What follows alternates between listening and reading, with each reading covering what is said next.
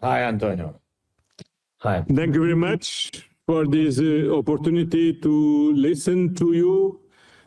We had good contacts last week in Kananaskis in the G7 meeting. During this week, back to back with the NATO summit. And we look forward to hearing you about the latest contacts, notably yesterday your meeting with President Trump, and what is, from your point of view, the situation on the ground, and what we can do to continue to give you our unwavering support to Ukraine now and in the future. The floor is yours. Thank you so much, Antonio.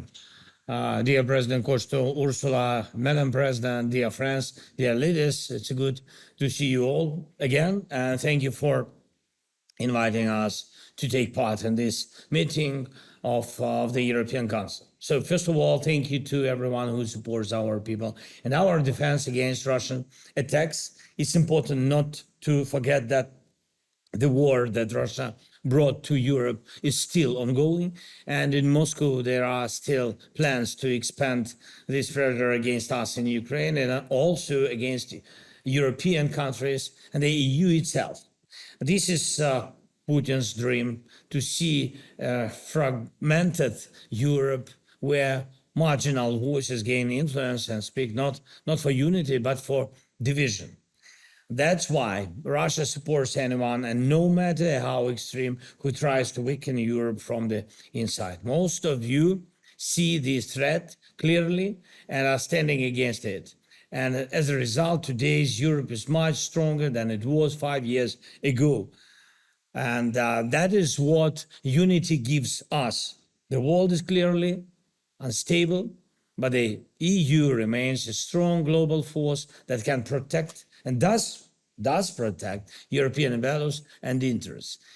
It also plays a key role in making sure the war that Russia is waging doesn't spread further and in moving things toward peace. Without Europe, this would not be possible. So I thank you for your help. Ukraine is ready for a just peace, and Ukraine is ready for a ceasefire. It's Russia that blocks everything, and this is why pressure must increase. So sanctions against Russia remain one of the most effective tools for limiting its aggression. What's needed now is a truly strong 18th package of EU sanctions against Russia. The key targets should be Russia's oil trade, its shadow tanker fleet, Russian banks and other financial instruments, and the supply chains that bring equipment or parts for making weapons. Some European companies are still sending critical components to Russia. These end up in missiles and other weapons used to kill Ukrainians. And we are identifying these materials and will pass the evidence to your teams.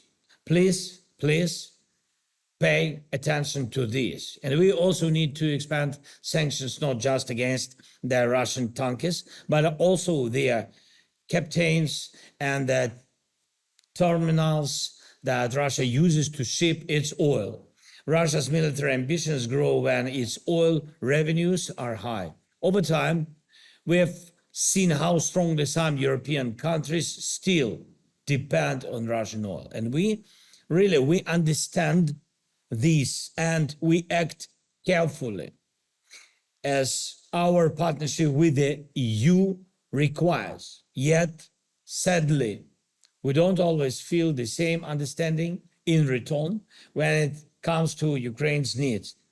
It feels especially strange to hear such strong criticism, even political pressure from some leaders, while our respect for EU rules allow oil to keep flowing. And we should all think about that. Either we all follow the same EU rules, or there will be fewer advantages for everyone. The facts are clear. For Russia's appetite for war to shrink, its oil revenues must shrink. So please support further steps to lower the price cap on Russian oil.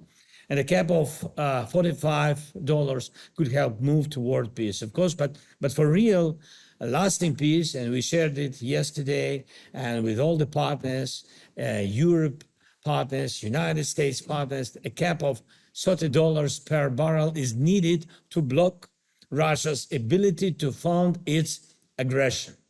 Second, predictability of your support. Predictability is one of the most important resources in today's world, and Russia applies pressure through unpredictability and chaos, and we, on the other hand, must ensure that our defense against Russian aggression remains stable and reliable. This means continuing the freeze on Russian assets and continuing to use those frozen assets to fund Ukraine's needs.